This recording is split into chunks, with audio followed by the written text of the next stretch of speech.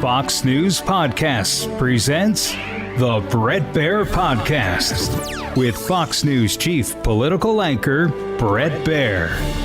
Today marks the first major set of elections since President Trump began his second term, with New Jersey and Virginia set to decide their next governor, and New York City its next mayor. In New York, Democratic Socialist Zohran Mamdani faces former Governor Andrew Cuomo and Republican Curtis Sliwa.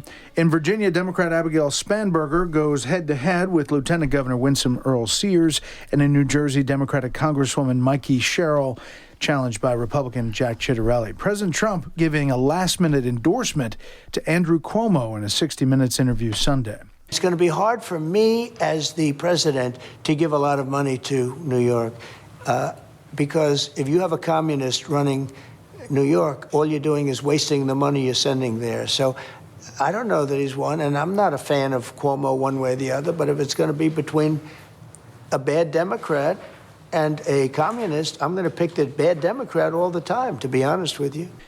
Meanwhile, on Capitol Hill, the government shutdown now in day 35, tied for the longest in history. Lots to discuss here. Let's bring in our panel, former senior counselor to President Trump and president of KA Consulting, Kellyanne Conway, former Democratic congressman and co-host of The Five, Harold Ford Jr., and Fox News Radio Washington, D.C. political anchor correspondent Jared Halpern. All right, Kellyanne, so these races, we look at the importance, what it means past here. How do you see it? Well, the fact that we're even talking about possibly competitive races in Virginia and New Jersey says something about the two things. The fact that the Democrats don't seem to have really learned a lot of great lessons from Trump's resounding victory from a year ago.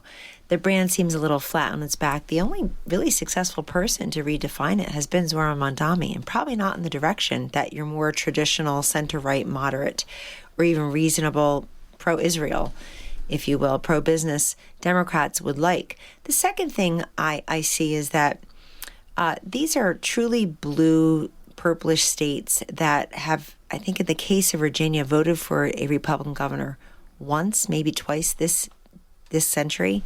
And in New Jersey, voted for Chris Christie twice this century. So these are uphill climbs. What I'm looking for is enthusiasm. I'm looking to see what the early vote tells us about who was ready to go as a referendum on last year's election, either continue forward the Trump America First agenda in these states or push back on it a little bit. I'm really struck that Spanberger and Sherrill never really have a cohesive message beyond the anti-Trump brand. They're playing a little safe. You got Barack Obama in there, but why aren't Kamala Harris and Hillary Clinton ever invited to campaign with these Democratic women who are running statewide? It's pretty remarkable. They were presidential nominees not that long ago. And so I think that tells me a lot about, I'm also looking at the redistricting, the Prop 50 in California. I don't want to roll past that and what Josh Shapiro is trying to do with the Pennsylvania Supreme Court. These are two aspirants for 2028, Brett, in Newsom and Shapiro. They're putting a lot on the line. Newsom cobbled together a lot of big money quickly to push back on that Texas redistricting move, and he did one of his own, and by all accounts, it looks like it could log some big numbers tonight. That's great for Newsom, bad for 5 or 6 Republican sitting members of Congress who are redistricting in a way that's going to be super tough. Yeah, it may actually continue the war of redistricting, and Republicans have a lot more firepower when it comes to that. Harold, what are you looking at tonight? A couple of things. First, I think Kellyanne outlined some of the things that Democrats need to be focused on. Does Mamdani win? And if he does, what's the margin? I think that gives him, if he comes with more than 50%, I think it will make it more likely he can go to New York's Governor Hochul and say, here are the things that I want to do, because so many of the things he wants to do, there are guardrails around because of that. Two, Spanberger probably wins in Virginia. That race looks as if and I don't know if it being close or not. I think we live in an era now where the things are so closely divided in the way people are moving around the country, literally relocating around the country because of COVID and costs and so forth. And I think the tiebreaker will be New Jersey. New Jersey, in a lot of ways, I think of New Jersey. Republicans look at New Jersey as a state. President Trump did well there. Democrats think of Texas the same way. Every 4 years, I hear some Democrats say, we're going to win Texas. We find ourselves in a great spot, and we get close, but Texas is just Texas, and it is like what Lucy it is. and Charlie Brown with the football. three other things that are related to tonight. First, if we were doing this show a year ago, we'd be talking poorly about San Francisco and Kellyanne's hometown of Philadelphia. I think Democrats, as we think about the future of the party, it's Daniel Lurie. It's his politics in San Francisco beating London Breed, who many people believe was not only soft on crime, but not really doing a lot to attract new business and investment. Daniel Lurie is the exact opposite. He had the courage to run against her in a primary. And obviously, Mayor Parker in Philadelphia, who said, look, I'm tired of crime. I'm tired of two white guys saying it's okay to do certain things a certain way. We're going to go after criminals. We're going to make our cities safe again. White Democrats said it. She said that, too. So they, in many ways, are the new faces of the Democratic Party when it comes to local leadership, in my mind. And finally, I think next week, or I should say a little later today and even next week, we're going to learn how the court feels about, I think, the most significant thing the president, in his own words, the most significant thing he's done since being in the White House domestically, are finding ways to reset relationships around the globe through tariffs. Did he do it legally? Did he have constitutional grounds to do it? We saw the Senate just last week say that the president, they tried to rebuff and revoke the tariffs against, or not against, but the tariffs imposed on Canada and Brazil, which was a pretty monumental thing. We kind of overlooked that, and people have not paid a whole lot of attention to it. And finally, I think the foreign policy stuff continues to be at the forefront. We saw just this last week, the president, the Secretary of Defense, the Secretary of War decided we would withdraw our brigade from Kentucky there in Romania, which is one of those guard posts to ensure that Putin can't march across NATO countries. So I think we'll get back to business, regular business, as this day goes by. But I don't dispute the fundamental underlying thing that Kellyanne laid out. This is a big night in politics, and you got 4 races, the California race, and I'm glad she mentioned the Pennsylvania. You even got something in Maine. You've got some referendums there that will help voters understand how you identify yourself as a voter and what that may mean for the Maine elections next year. Jared, where's the White House on all of this? We heard the president weigh in on the New York mayor's race. He's obviously spoken and endorsed publicly Jack Ciattarelli. Strangely, he did a tele-town hall for Winsome Earl Sears, but didn't specifically endorse her. Never really kind of got that. Her by name. Right.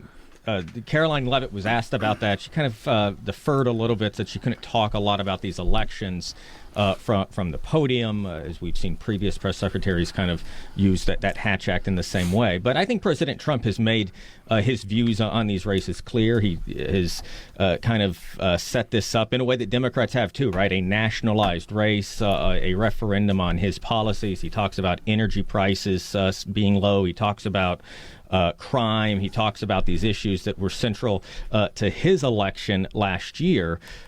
He certainly has a bigger interest in New York City. Notably, he's from there.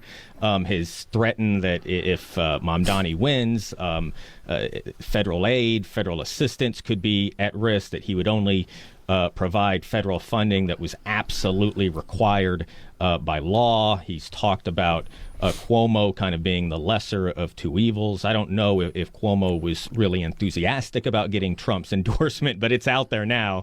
And in some ways, it's kind of energized the Mamdani base as well. I saw that the assemblyman talked about that earlier this morning. I'm interested in that race just from a messaging standpoint, because when you talk to New Yorkers about that race, especially those who are supporting Mamdani, they say that they are energized because he was the candidate who was talking about affordability. He was talking about, in some ways, very populist kind of things, and that's what was in front of them. And so it'll be interesting to see, I think, both to Kellyanne's point and to Harold's point, to see break that 50% threshold in a three-way race. Is he able to kind of use that then as a mandate to take to Governor Hochul and say, see, we have to move forward on a lot of these things I've promised to do. Panel, we'll hold it right there. Kellyanne, Mamdani, you can analyze his policies, but you have to look at him as a candidate that's pretty good at doing what he's doing, talking about affordability, taking a video in the cheap seats in the garden. Square Garden for the basketball game, the next game, and then contrasting with Andrew Cuomo on the court sidelines. So he's a pretty interesting candidate, but if he wins, does that project to the Democratic Party, number one? Number two, does what happened here in New York City reflect in the New Jersey race based on, because they obviously pay very close attention about what happens in New York City. Well, first on New York, I think if Mondami wins, there are going to be too many of the wrong lessons taken by some Democrats. You'll see AOC and Bernie on the rise. But really, this is special to Mondami. Those two have been around for a while now. Elizabeth Warren and Bernie Sanders are very competitive in 2019, remember in the summer in 2020, until they sort of pulled it out for Joe Biden. We forget Bernie Sanders running on some of these same issues, not as a socialist, I want to make that clear, but definitely counter-party and more to the left and more about helping folks who can't help themselves. And like, he beat Hillary Clinton, folks, in 23 contests. It's so easy to forget that. In 2016, softening the ground, God bless you, softening the ground for in some of these states where we went in and we knew that she was vulnerable, in the Trump campaign. I think the lesson from Mondami, though, is really also about who are the power brokers in the Democratic Party, because the Senate Minority Leader, Chuck Schumer, and the House Minority Leader, the would-be Speaker of the House, Hakeem Jeffries, are from right here in New York, and they didn't know how to handle Mondami. Do you endorse him? Do you not endorse him? I mean, Schumer didn't even endorse at the end. He didn't say who he voted for. That's right. He's the leader of the Senate for the Democrats, Brett. He's been around forever in politics, and we on the Republican side have been able to say this is a Schumer shutdown, I think, with some good effect. Now, let me just pivot to New Jersey, where I vote. Jack Ciattarelli feels great about tonight because, like Donald Trump, he spent 4 years in the political wilderness, and he's a much better candidate. And he's running as a business guy who accepts President Trump's endorsement. He said no more sanctuary state. The only thing he's going to read into the New York results tonight, if Jack is the next governor of New Jersey, is to invite all those New Yorkers. You don't have to go to Florida and Texas and Tennessee. You could just come to New Jersey, be close to home, and feel hospitable. Here's what I worry about in New York. I worry about that we've called this guy a socialist and a communist so much we forgot he's an anti-Semite and pretty proud of it. That is chilling to me, to have the most Jewish population for any city, the highest population of any major city outside of Israel, I'm told, in New York City, the center of finance, be led by somebody who will not explain or denounce global intifada, who has referred to our police officers as, quote, corrupt and some other terrible word. If he makes that a policy as mayor, I'm worried that we're sitting here today and there are people who feel safe right now who will be raped, robbed, kidnapped, murdered. This is no small thing. The original sin of the Democratic Party was defund the police. And this has been a problem for them. It's really haunted them. I think men and women's sports, certainly. But defund the police was their original sin almost a decade ago now. And we are on the cusp of having our nation's largest city be run by somebody who doesn't just want to defund them. He doesn't want to defend them. He doesn't want to help them. I'm looking at New Jersey for one other thing. This has been a core issues campaign, classic Republican bread and butter issues, taxes, regulation, business surviving and thriving, saying, yes, I agree with energy policy. He wants to get rid of the windmills. They're saddling Mikey Sherrill with some of these utility bills. I want to say one quick thing about Virginia. If Spanberger's margin is high, Harold, as you suspect it might be, and she drags over the finish line Jay Jones, that will be wrapped around her neck. She's going to have a hard time getting out of the gate. She refused to denounce him. It was the best moment of Winsome Earl Sears' campaign and that debate when she said, you can't just stand there and say political assassination is wrong and threatening people's children with a bullet is wrong. And she just stood there silently. And if Jay Jones makes it and this party refuse to kick him out because they're so addled by stage 5 TDS at all times, that's going to be a big problem for this party. You got Mondami and the police. You got Jay Jones as the chief legal officer of Virginia. That would be a disaster for the people of those respective areas. Harold? I disagree there. I think the point that Kellyanne made about Jack being a traditional Republican, I agree with. But I look at political victories today. I'll just take the victory. If it's one vote, if it's 2 percentage points. Well, voters, if I were voting in Virginia, I'd cast my vote for the person I wanted to. I don't think it's any reflection on Abigail Spanberger. She's running for governor. He's running for lieutenant governor. But you can have your opinion on it, and I'll give you your opinion on that. I think about the New York race slightly different. And the way that Mandami was able to frame the affordability issue is something that everybody in the country, Democrat and Republican alike, are running on. Jack is talking about it from energy price increases and offering solutions. I don't agree with Mandami's solutions, but he will have to govern in this city.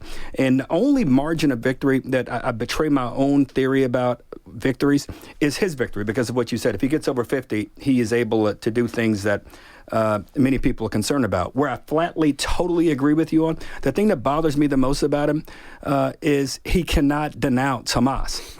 Now, we're seeing a crazy conversation happening in politics on the right and left today, but this is by far the most important one because I don't understand how, if you're for the Palestinians, which I am for, the best way to be for the Palestinian people is to be against Hamas.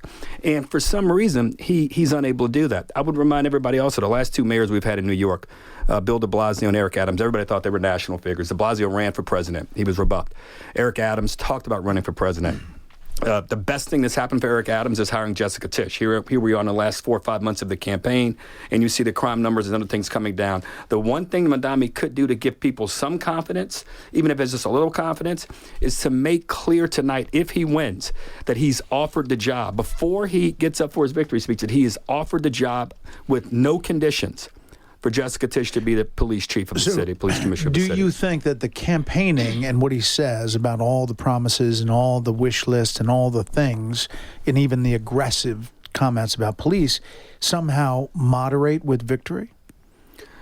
I pray if that's the case. I mean, one of the reasons I've had difficulty wrapping my vote around him and wrapping my support around him is because that as a New Yorker, public safety is critical, and I intertwine public safety and anti-Semitism together. You cannot be the mayor of New York City and be a successful and effective mayor if you believe Hamas is an okay organization and you're not willing to defend and support the greatest police force on the face of the earth. And that's what we have. And Commissioner Tisch has done an incredible job with the help of the mayor, but had done an incredible job over the last 6 months restoring morale and, I believe, providing paths for people to become police officers again. If he wins and he trashes that, that's what would make people want to go to New Jersey, who have pretty high taxes, too, in New Jersey, I might add. But might make people want to go to New Jersey, for that matter, move to Florida, Tennessee, all the places that Kellyanne just shared. But I differ with Kellyanne on this one. It doesn't matter about the margins tonight, other than New York. And as long as, if you win by 1 vote, you win by 10 votes, you win by 3 percentage points, a win is a win. When I ran for Senate, people said we were so enthusiastic for you, and people who voted for my opponents said, we didn't know what we wanted to do. I'd much rather have a majority of people who didn't know if they really wanted to vote for me than have a minority of people who were totally enthusiastic about voting for me. A win is a win. But Mandami, over 50, I would agree with Kellyanne and Jared, is very important. Jared, meantime, to Harold's other point about the other big story this week is this hearing at the Supreme Court about tariffs. And it's going to be an emergency decision that'll come, we believe, pretty quickly. And the president seems fairly concerned about it. I mean, talked about it at length on 60 Minutes. He's talked about it, tweeted about it, or Truth Socialed about it. Basically, his entire foreign policy, how he's been operating, is on the line. We should just cautiously let people know that the timeline for the Supreme Court, even rocket speed for the Supreme Court, is not going to be as fast as some folks are going to want. But he has called this the most important decision he thinks the Supreme Court will make or has ever made, at least on the economic front. He had said at one point he was going to go to arguments and attend tomorrow those oral arguments. He will not. He is traveling to an event in South Florida. But Scott Bessent, who has negotiated a lot of these deals, the Treasury Secretary, is attending these arguments on Wednesday at the behest of President Trump. And it will be interesting to see how broad or how narrow I think the questions are for the justices, because this isn't necessarily about does the president have the power to impose tariffs, but whether or not the president is using that power correctly, lawfully, the way that this emergency kind of tariff power that Congress has given the president applies. And so it could be a case that is very narrowly tailored, where some of the imposed tariffs are okay and some of the imposed tariffs maybe are not okay. It could be very complicated, could be very convoluted. But President Trump views this as maybe the touchstone Supreme Court opinion of his second term. And it does raise questions. If the Supreme Court says, no, President Trump was out of bounds here, what does that mean for some of these trade deals? What does that mean for certainty? We've seen the markets react an awful lot to stability and instability with tariffs, especially with China, have caused the market to crater. Is Wall Street going to pay attention to these arguments tomorrow? Are we going to get maybe a little bit of a prediction from Wall Street based on how the market finishes tomorrow afternoon once those arguments are wrapped up? I think it's really important, and it could be a hybrid. The Supreme Court could say what has already happened has happened, but going forward, Congress has to weigh in on the tariff question, which still becomes a major issue. How do you get I think the only people you're leaving out are the world community. If you're advising, which I'm not, the Chinese premier, the Chinese communist leader, you say, wait, let's wait to see what they say about their ability to do this. I think Jared's right. Yeah, it's going to be fascinating. Panel, thanks. Now for a bit of history. 1964, residents of Washington, D.C.